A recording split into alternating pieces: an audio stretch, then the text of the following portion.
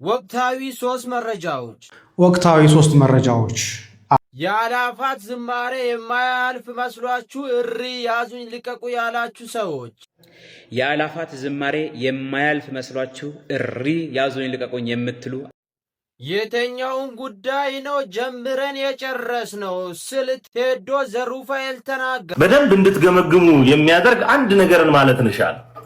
የትኛውን ጉዳይ ነው ወገኖቼ ጀምረን የጨረስ?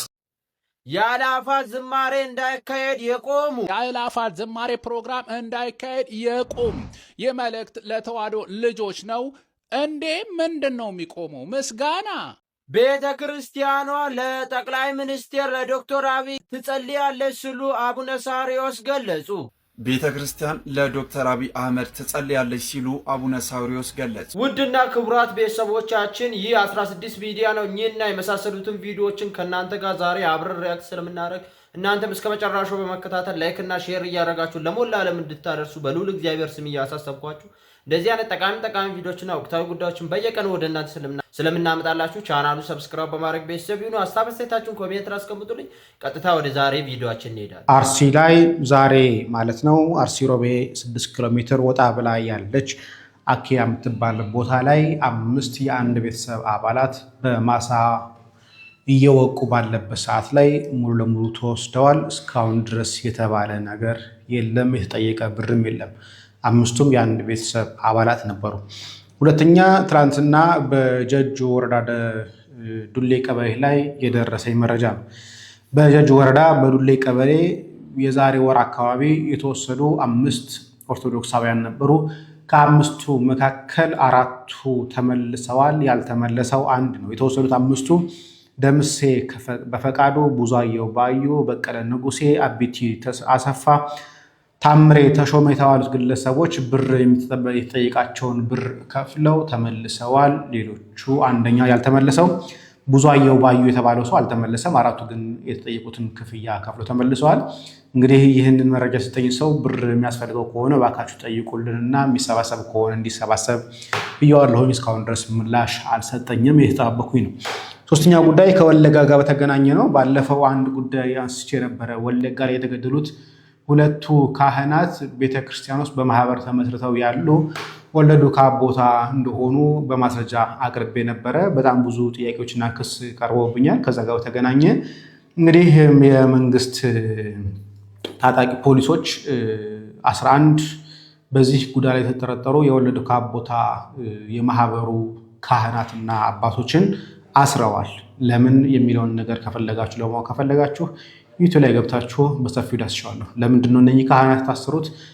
11 ካህናት ለምንድነው በካህናቱ ግድያ የተጠረጠሩት የሚለውን ነገር ለማወቅ ከፈለጋችሁ ገብታችሁ ተመልከቱ። ቅንጭብጭብ ሐሳብ እያያችሁ ጸጋዬ የሰራው ቪዲዮ ሐሰት ነው፣ የሐሰት ክስ ቤተክርስቲያን ላይ እያቀረበ ነው፣ ማህበራችንን ሊበትን ነው ከማለት ይልቅ እነኚህ ካህናት ለምንድነው በካህናት ግድያ ተጠርጥረው የታሰሩት የሚለውንና ስም ዝርዝራቸውን፣ የሥራ ኃላፊነታቸውን፣ ወለዱ ካቦታ ላይ ደግሞ ያለውን የሥራ ድርሻቸው ምንድነው የሚለውን ነገር በሰፊው ዳስሼበታለሁ። እሱ ብቻ አይደለም፣ ጎንደር ላይ የተከሰተውን ነገር ከዚህ በፊት ዘግቤላችሁ ነበረ።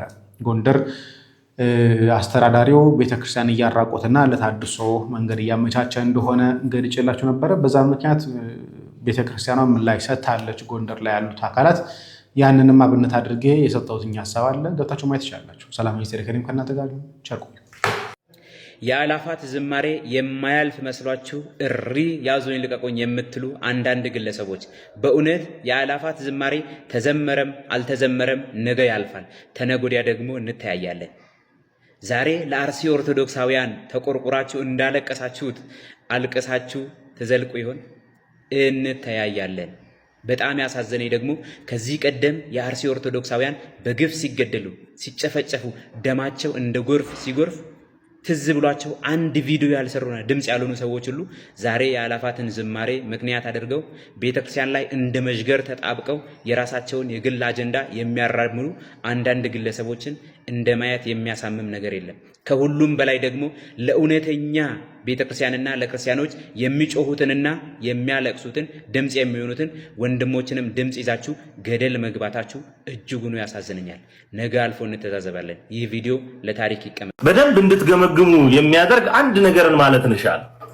የትኛውን ጉዳይ ነው ወገኖቼ ጀምረን የጨረሰ? የትኛውን ቦታችንን የትኛውን የአብያተ ክርስቲያናትን ቃጠሎ የትኛውን የመዋቅር ዘረፋ ነው እስከ ዛሬ ድረስ በሁለት እግራችን ቆመን ጀምረን የጨረሰ? መቼ እስቲ ጀምረን ጨርሰን እናውቃለን? ለምንድነው ጀምረን ያልጨረሰው? ምንድነው ችግራችን? ሁልጊዜ ጩኸት ብቻ የሆነው ለምንድነው? ለምንድነው ተራማጅ የሆነ ለውጥ ማምጣት ያቃተ? አያችሁ ዓለም አቀፍ የሆኑ ስሞች ተሰጥተው ማለት በሁሉም ዓለም የሚገኝ አካል በአጠቃላይ የሰጠን አንድ ስም አለ፣ ሾርት ሚሞሪ እያለ ማለት። ሾርት ሚሞሪ የተባለው ጀምረን ስለማንጨርስ፣ በጣም የሚገርመው ደግሞ ስለምንረሳ ያቀነባብ ዛሬ አርሲ ላይ የሚያደርጉትን ነገር ወይም እንደውም አርሲ አይደለም ለዚህ ምሳሌ የሚሆነው የዝቋላ ገዳማውያን አባቶቻችን ዘንድሮ ለነበረው ግድያ የአምናው ግድያ አስተዋጽኦ ነበር። አምና የነገሩንን ዘንድሮ ይፈጽሙታል። አምና ያቀነባበሩትን ዘንድሮ ያፈነዱታል። እኛ ማስተዋል ስላልቻልንና እኛ ጀምረን መጨረስ ስላልቻልን ግን በሞታችን መቆም ላይ አስተዋጽኦ እንኳን ሊኖረን አልቻለም። ሞትን ከማለት ውጪ እየተገደልን ነው ከማለት ውጪ ሞታችንን ለማስቆም ምንም አይነት እርምጃ ውስጥ ገብተን አንታይም። ስለዚህ ይኸውላችሁ አርሲ ላይ እግዚአብሔር አምላክ ደግሞ ፈቀደና በጣም አሯሯጣና አርሲ ላይ ጣለ። አንድ የአርሲ ኦርቶዶክሳውያንን ወገኖቻችንን ግድያ በተመለከተ ወንድም እህቶቻችን፣ እናት አባቶቻችን፣ ልጆቻችን ግድያን በተመለከተ ልናስተውለው የሚገባ የኢትዮጵያ ኦርቶዶክስ ተዋሕዶ ቤተክርስቲያን በቀጥታ የእልቂት ጥቃት መድረስ ከጀመረ ጊዜ አንስቶ የተፈጸሙ በርካታ ልዩ ልዩ ስም ያላቸው ጉዳዮች በሙሉ ወደፊትም ሊፈጸሙ የሚችሉ ጉዳዮች በሙሉ ታጭቀው አርሲ ምድር ላይ አሉ። የህፃናት ሞት፣ የአጠቃላይ የባለማተቦች እልቂት፣ የመዋቅር ጥቃት። እንግዲህ ወረዳ ቤተ ክህነት ላይ አንድ ስራ አስኪያጅ አስቀምጦ ካህናትና ዲያቆናት እስካይኖሩ ድረስ የማዝረክረክ ስራ በመስራት የሌሎች የጽንፈኛ ኃይሎች አዋጅ ይሄ በጦር ደረጃና ጸጋዬ ሲያሳዩን ሲያስመለክቱን የነበረው በጦር ደረጃ ሲደረግ የነበረው ልምምድ ለምን እንደሆነ እያንዳንዱን ነገር ፍንትው አድርጎ አብያተ ክርስቲያናት ሳይቃጠሉ መሰደድ አይታችኋል። አንድ ቤተክርስቲያን ጊዮርጊስ ቤተክርስቲያን ይመስለኛል ካህናትና ዲያቆናት ያሉት በቃ ከዚህ በላይ እዚህ ቦታ ማገልገል አንችልም ብለው ንዋያተ ቅድሳትን ሲሰበስቡ አይታችኋል። ይሄ ነው ትልቁ እቅድ፣ ይሄ ነው ትልቁ ፕላን። ለምን በማቃጠል እኛን ሲያንጨረጭሩ እኛን ሌላ አይነት ሂሳብ ሲያስመነዝሩን ይኖራሉ? ምንም ኮሽ ሳይል ጽድት አድርገህ እንደ ኪራይ ቤት መልቀቅ እኮ ነው ንዋያተ ቅድሳትን ለቀህ እንድትወጣ እያደረጉን ያሉት። ይሄ ታጭቆ እየሆነ ያለው አርሲ ምድር ላይ ለአርሲ መስራት ካልቻል ለአርሲ እስከዛሬ ድምፅ የሆነውን ነገር በአጠቃላይ አጭቀን ውጤት በሚያመጣ ደረጃ መቀየር ካልቻል ከዚህ በኋላ ለሚሆነው ውሸታሞች ነው። ያ ማለት ከዚህ በኋላ አካባቢ ቀይሮ ለሚደረገው እልቂት ድምፅ ለመሆን በሞክር በቃ ከንቱን። አሁን በወለጋ አካባቢ ዋና ስራ አስኪያጅና ካህን ተገለዋል። እሱን ወተን ድምፅ መሆን ምንድነው ትርጉሙ? ምንድነው ታዲያ? እዚች ጋር ያልሰራ ነው እዚች ጋር በደንብ ውጤት ያላመጣበትን ነገር ዘለን መጮህ ማለት ምንም ማለት አይደለም። ባይዘው የሰበር ዜና ናፍቆት የለብን። የሰበር ዜና ናፍቆታችሁንም ተው። ከሰበር ዜናው ይልቅ ሰበር ስራ ነው የሚያስፈልገን። ሰበር እንቅስቃሴ፣ ሰበር ለውጥ፣ ሰበር እንደዚህ መሬት የረገጠ ተግባር ያስፈልገናል።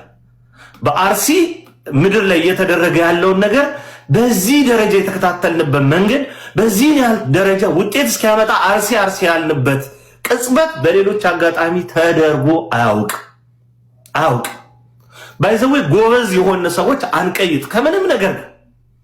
የአርሲ ኦርቶዶክሳውያን ግድያ የኔ ግድያ ነው። 14 ቤተሰቦቹን ያጣ ወንድም እኔ ነኝ ብለን እናስብ። ከዛ ውጭ ያለውን ክርስትናችን እንዴት እንኑረው? አርሲ የሚለውን ነገር ግን አንደብቀው። በቃ ይሄ አናጥፈው። ምን መደበቅ እኮ እንደውም መልካም ነበር። አናጥፈው፣ ከውስጣችን እንስራበት፣ እንድከምበት። አሁንም ፒቲሽን የመሳሰሉ ነገሮች ይሰበሰባል፣ ይሰራል። ያ የሚያመጣውን ውጤት እየተከተሉ መጓዝ ያስፈልጋል። በዚህ አሁን በተያዘው እንቅስቃሴ የምር የአርሲ ኦርቶዶክሳውያን ወገኖቻችን የቀሩት የሰማዕታት ቤተሰቦች ያላቸውን ተስፋ ብታዩ ትተን በቃ እንዲህ ከሆነ ክርስትና ብለን እኮ ወደ ሌላ ሃይማኖት ልንሰደድ ነበር። ከሚገሉን በቃ እዚህ ጋርም ያለው መዋቅሩም ዝም ብሎናል። ክርስትና እውነት መሆኗን ሁሉ መረዳት እስኪከብደን ድረስ ብዙ ነገር ተጋርዶብናል። በዚህ ሁኔታ ውስጥ እንደው ሃይማኖት ብንቀይር ብለን ሁሉ እስከማሰብ ለመኖር ያሰብንበትን አጋጣሚ አሁንም ወንድም እህቶች፣ አባቶች፣ እናቶች፣ እህቶች አብረውን አሉ ብለን ስለምናስብ አጽናንቶናል ይሏቸዋል። ቀላል ጥቅም አይደለም። እኔ ዓለም አቀፍ ተቋማት ከመረዳታቸው በላይ አንድ ነፍስ አንድ የሆነ አካል ቤተክርስቲያን ውስጥ መቆየቱ ትልቅ ትርፍ ነው። ትልቅ ሁላችንም ተሰብስበን አርሲ እንግባ። ሁላችንም ተሰብስበን አርሲን እንሁን። ያን ስንሆን የሚሰራው ነገር በተለየ መንገድ ማብራራት ሳይጠይቅ እንረዳዋል። አሁን በጣም የሚገርመው ነገር ይሄ ሁሉ ርቀት ሄደን የቲኔጀር ጥያቄ የሚጠይቁ ሰዎች አሉ። አሁን ቅድም መጀመሪያ የመለስኩት ጥቅሙ ምንድን ነው? አንዳንዱ እልህና ግልፍተኝነት የወለደው ነው። አንዳንዱ ደግሞ ፍጹም በቃ እንደው በየሆነ በጆሮ ዘለል ነው ነገሮችን የምንሰማው። ከዚህ ቀደም ቀይሲ በተለያየ አይነት አጋጣሚ ስለመደራጀት ሲወራ እስቲ መጀመሪያ አርሲ ስለሚለው ጉዳይ ከእህት ከወንድሞቻችሁ መቼም አንድ ሰው ካለ ጓደኛ አይፈጠርም። ጓደኛ ይኖረዋል ሊብዛም ቢነስ፣ ከሌለ ቤተሰብ ይኖረዋል። እስቲ 3-4 ሰብሰብ ብለን በሳምንት 3-4 ጊዜ በትንሹ ማለት ነው ስለ አርሲ ኦርቶዶክሳውያን ግድያ እንምከር። እስቲ ሉቃስና ቀሌዮጳን ይሁን። ያኔ ነው ችግሩ የሚገባን። ያኔ እንቅልፍ ይነሳናል። ያኔ መቆም መቀመጥ አንችልም። ያኔ ሌሎች የምንሰነጣጠቅባቸው ነገሮች በሙሉ ጉዳይ አይሆኑ። ስለዚህ በጣም በተቻለ አቅም በጣም በጥሩ አእምሮ አርሲ ላይ እንቆይ። ከዚህ በኋላ የምንነግራችሁ ሰበር ዜና የለንም። የሚደገም ግድያ እንጂ አዲስ ግድያ የለም። የሚደገም የቤተ ክርስቲያን መዋቅራዊ ጥቃት እንጂ አዲስ መዋቅራዊ ጥቃት የለም። አለቅ። ስለዚህ ሁሉን ነገር ተከትሎ መረዳት ያስፈልጋል። እነሱ በደንብ አጥፊዎቻችን ተቀናጅተው ተደራጅተው የኛ የኦርቶዶክሳውያንን ድክመት ለይተው እንደ ዳንኤል ክብረት አይነት ኮርማ አለ ቤተ መንግስት ውስጥ የቤተ ክህነትን የውድቀት ጥናት በደንብ የሰራ ሰው እሱን ይዘው ነው ይችን ቤተ ክርስቲያን በእንደዚህ አይነት መንገድ እንግዲህ አርሲ ላይ በምናየው መንገድ ሊያጠፉ እየሰሩ ያሉ። ጥንቃቄ ያስፈልጋል። ምልከታችንን በደንብ ሰፋ እናድርግ። እግዚአብሔር ይስጥልኝ።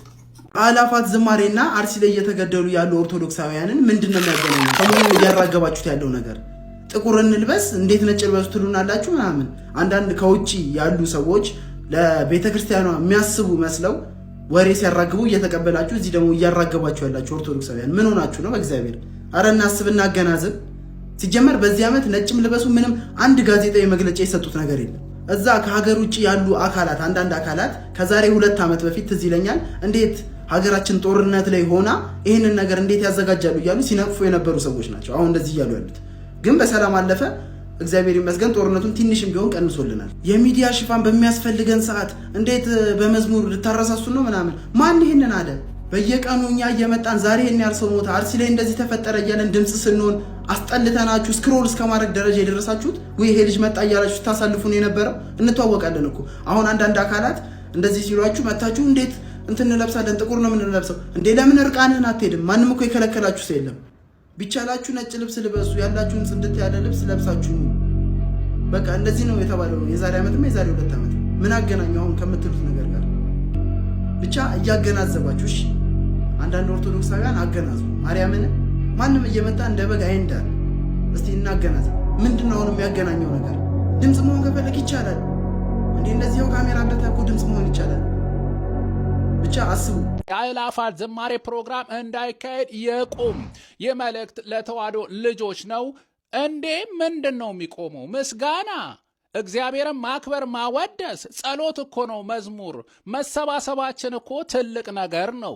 ደስ ይላል። ተዋሕዶ ሃይማኖታችን ታብብ እንጂ ወደ ታች ሊቆረቁሯት ሲፈልጉ አለን ብለን መውጣት ነው እንጂ የምን መደባበቅ ነው? ይሄ ሆኖ ሳለ ግን የተዋሕዶ ልጆች ስንሰበሰብ በአሁን ሰዓት በአርሲ የተገደሉ ስላሉ ወገኖቻችን ድምፃቸው የምናሰማበት መንገድ ይሄ ነው። የተገደሉት ወገኖቻችን ካህናት አባቶቻችን በወለጋ ተገለው ሬሳቸው እኮ አልተገኘም ነው የተባለው። ይሄ አይቆጨንም ወይ? በእውነት በትውልዳችን ይሄ ሲፈጸም ምን እየሰራን ነበረ? እኛ ጥቁር ለበሰ፣ ቀይ ለበሰ፣ ነጭ ለበሰ እያል ስንነታረክ የቤተ ክርስቲያን ቤተ ክህነት ምንድን ነው ያለው? በዘላቂነት ይሄ ነገር እንዲፈታ ምን እየሰራን ነው? በእውነት በአንድነት ተሰባስበን ኃይላችንን አንድ አድርገን ሞታችንን እንዴት እናቆማለን? የተዋህዶ እየተደፈረች ያለው ነገር እንዴት እናስተካክላለን? መባባል ሲገባን እኛ እርስ በርስ እዚህ እንጠዛጠዛለን። ይሄን ለበስክ ይሄን አደረክ እየተባባልን በዕለቱ የምናሳይበትን መንገድ መፈለግ ነው እንጂ በርቱ፣ ቀጥሉ፣ እንጠናከር፣ እንግባባ፣ አንድ እንሁን። እባካችሁ ስለ እመብርሃን እላችኋለሁ። አመሰግናለሁ። ኮሜንት አድርጉልኝ።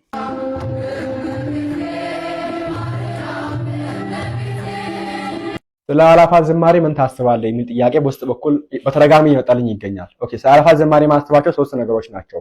አንደኛ የአእላፋት ዝማሬ አስመልክቶ የጃንደረባ ትውልድ ዩቲዩብ ላይ ፖስት ያደረጋቸው የሚገኙ ቪዲዮዎች አሉ ወይ ደግሞ መዝሙሮች አሉ በአእላፋት ዝማሬ ላይ የሚዘመሩ።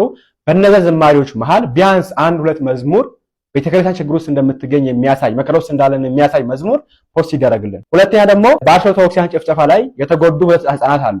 ለታሪክ የተረፉ 2 ህፃናት አሉ። እንደሚታወቀው አንዱ ቆርጧል፣ አንዱ ደግሞ እጇን ብትጎዳም አለች ራሷን በዚህ በሜንጫኑ በምን የተረተሯት ማለት ነው። እነሱ 2 ህፃናት ቪአይፒ ቦስ ሰጥቷቸው ፊት ለፊት ተቀምጦ ማየት አለብን። በተደጋጋሚ ካሜራ ወደ እነሱ ፎከስ አድርጎ ማሳየት አለበት እነዛ ህፃናት። በዛው በኩል ደግሞ እርዳታ ይደረግላቸው። እንደዚሁም ደግሞ ባለፈው ዓመት አስደንቆናል። የጃንደረባ ትውልድ የአእላፋት ዝማሬ ላይ በጣም ነው ያስደነቀን። ምክንያቱም በአጭር ሰዓት በአጭር ጊዜ በአጭር ቀን ውስጥ ኦሎምፒክ ላይ በጌታችን እራት ወይ ደግሞ በጌታ ስጋ ደም ላይ ሲቀልሉ ነበርና እሱን አስመልክቶ የሚገርም ዶክመንተሪ ሰርቶ አስደምሞን ነበር። እንደዛው ሁላ አሁን ደግሞ ቤተክርስቲያን ችግር ውስጥ እንደምትገኝ መከራ ውስጥ እንደምትገኝ በተለይ የኦርቶዶክሳውያን አስመልክቶ አንድ ዶክመንተሪ ሰርቶ ቤተክርስቲያን ሳያችበት መከራ የሚያሳይ ዶክመንተሪ ይሰራልን፣ ሁላችንም ማየት እንፈልጋለን። ከዛ ውጪ ደግሞ እንደ ቲፕ የምጨምረው ነገር ምንድነው በአእላፋት ዝማሬ ላይ ነጭ ለብሳችሁ ኑ ተባለ እንጂ ነጭ ብቻ ኦኬ ብቻ የሚል ቃል አልገባበትም። ስለዚህ ነጭ ብቻ ለብሳችሁ ኑ ያለ ቃል የለም። ጥቁር ለብሰህ የምትሄድ ከሆነ ጥቁር ለብሰህ ሂድ። ለምሳሌ ያክል እኔ ጥቁር ለብሼ ነው የምሄደው። ጥቁር ለብሰህ መውጣት አትችልም የምትለኝ አካል ካለ ነጭ ግዛልኝ፣ የለኝም፣ አቅሙ የለኝም። ኦኬ በቃ አቅሙ የለኝም፣ ነጭ መልበስ አቅሙ የለኝም። ስለዚህ ጥቁር ለብሼ እመጣለሁ፣ መብቴ ነው፣ ማንም አይከለክለኝም። አይ መግባታችንን ካላችሁ እንተያያለን። ከፈለኩኝ ፒንክ ለብሼ እመጣለሁ፣ ሰማያዊ ለብሼ እመጣለሁ፣ ቢጫ ለብሼ እመጣለሁ ከፈለኩኝ፣ ማንም ይከለክለኛል ብዬ አላምንም። ኦኬ ይሄን ያልኩበት ምክንያት ምንድነው? ጥቁር ይለበስ ነጭ ይለበስ፣ ጥቁር ይለበስ አንተ ራስህ አንተ ይሄን የምትመለከተው አካል ጥቁር ይለበስ የምትል ከሆንክ ጥቁር ለብስና ና፣ ማንም አይከለክልም እኮ። ኦኬ ነጭ ይለበስ፣ ነጭ ለብሰህ ና፣ ማን ከለከለህ? ይሄን ማለት ነው የምፈልገው ነገር። ሌላ ብዙ ግርግር ውስጥ መግባት አለ ብዬ አላስብም። ውድ ኦርቶዶክሳውያን ቴሌሚዲያን ኮፒ ሊንክ ሼር ሪፖርት እያደረጋችሁ ከኋላ የምትመለከቷቸው ሊቀ ሊቃውንት ስሙላ አላምረው ይባላሉ። ከሰሞኑ በአእላፋት ዝማሬ በኩል ለተነሱ ሀሳብ እሳቸውም የራሳቸውን ሀሳብ ሰንዝረዋል። እረኛና መልአክ በተግባቡበት ቀን ሳንግባባ የምናሳልፈው የጌታችን ልደት በዓል እንጂ በዓል አይሆንም። ካልጠፋ ቀን ለምን በልደት? ለመሆኑ በልደት ቀን ማዘን ወይም የሀዘን ምልክት ማድረግ ይቻላል? በፍጹም። ረቡዕና ዓርብ የፍስክ ቀናት ያደረግናቸው በጌታችን የልደት ቀን ማዘን፣ መራብ፣ መጠማት ስለማይገባ አይደለም። የጥምቀትና የበዓለ ሃምሳ ቀናትም እንዲሁ ደስታን እንጂ ሀዘን የማይደረግባቸው ቀናት ናቸው። ለሀዘን ይሁን ጥቁር ለመልበስ ከነዚህ ቀናት ውጪ ብዙ ቀናት እያሉን በልደት ቀን ጥቁር ልበሱ ማለት ከቤተ ክርስቲያን ስርዓት ጋር መጋጨት ነው። ዛሬ ጌታችን የተቀደሰ ቀን ነው፣ የእግዚአብሔር ደስታ ኃይላችን ነውና አትዘኑ አሏቸው። መጽሐፈ ነቢያት ምዕራፍ 8 ከቁጥር 10 ላይ ሲሉ ነው ሊቀ ሊቃውንት ስሙላ አላምረው ሀሳባቸውን የገለጹት። ኦርቶዶክሳውያን ቴሌሚዲያን ኮፒ ሊንክ ሼር ሪፖርት እንደዚህ ሴራ ተንታኞች አሉ። የቤተ ክርስቲያን አገልግሎት ስታገለግሉ ሰዎች ሀሳብ ተቃውመው እናንተን ተቃውመው አልችል ሲሉ ሂድን አጀንዳ አላቸው ከጀርባ። አንተ ሞኝ ነህ፣ መዝሙርን ነው የምታየው። አንተ ሞኝ ነህ፣ ትምህርቱን ነው። ከጀርባ ብዙ የሚሰራ አለ ሴራ የሚላል። ሰዎች ሀሳብ የሚቃወሙት ሀሳቡ ጥሩ ስላልሆነ ሳይሆን ሀሳቡን እነሱ ስላላመጡት ከነሱ ስላልመጣ ነው። ይሁዳን ታስታውሱታላችሁ። መልካም ሐሳብ መስሎ ሽቶ አምጥታ አፈሰሰች ለጌታ አይደለ? ባለ ሽቶ ማርያም ምን አለ ይሁዳ? ሐሳብ ሰጠ።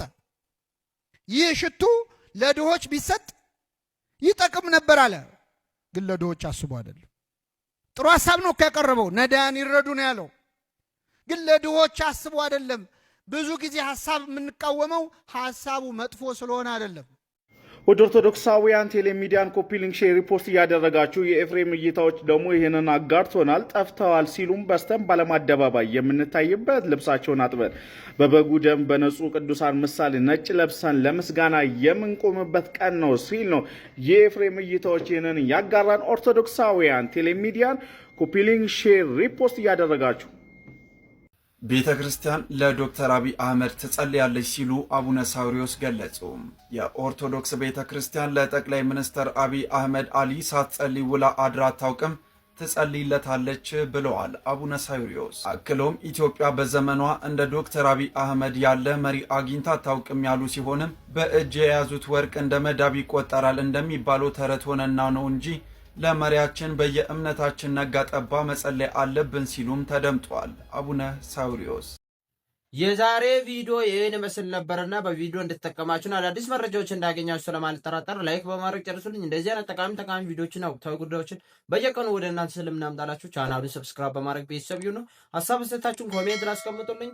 ኦርቶዶክሳውያን በዚህ ቪዲዮ ላይ የታዘባችሁን ነገር ካላችሁ ሁላችሁም በኮሜንት መስጫው ላይ እንድትሰጡ በሉል እግዚአብሔር ስም እያሳሰብኳችሁ ኮሜንት ላይ አድርጉልኝ። እኔም ደግሞ ሪፕላይ ብዬ ለእናንተ የሚመልሳችሁ ይሆናል ማለት ነው። ኦርቶዶክሳውያን ያለአፋት መዝሙር በጃንደረባ ትውልድ ላይ በጃንደረባ ዩቱብ ቻናላቸው ላይ እየተለቀቀ ስለሆነ ሁላችሁም መዝሙርን ማጥናታችሁን እንዳትረሱ።